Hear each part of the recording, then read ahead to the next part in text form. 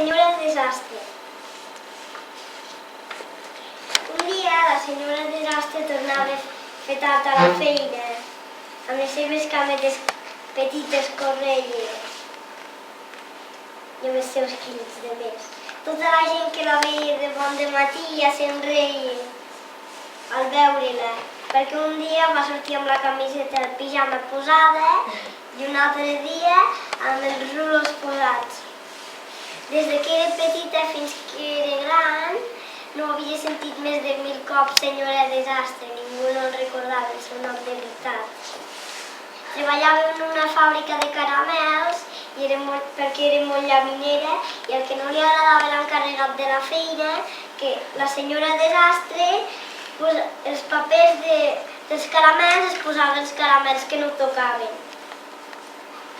La senyora Desastre vivia en un turonet i tenia un hortet petitet que hi plantava moltes patates.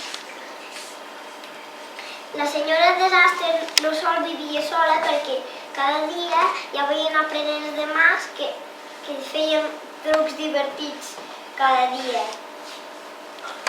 D'un pot sortien conills, armaris sortien ocellets. Per tant, un dia la senyora Desastre a la massa dels caramels, a més de sucre, hi va posar sal i tota la gent anaven a protestar a la fàbrica. I l'encarregat de la feina va dir: prou, estàs despatxada. En tornar a casa sabia que hi havia una altra desgràcia, que estava a punt de fer una tempesta. La tempesta era tan forta que com un gegant tirés galletes d'aigua pels núvols. Tota la gent s'ofegava del primer pis. Tots van anar a casa de la senyora Desastre perquè estava en un turonet i no se li va mullar la casa.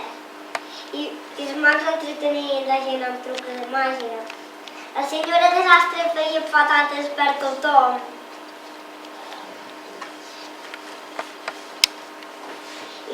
Per agrair la senyora Desastre van posar globus i banderetes per agrair-la a la plaça. L'alcalde li va donar una medalla per la presidenta dels desastres. I aquest conte s'ha acabat.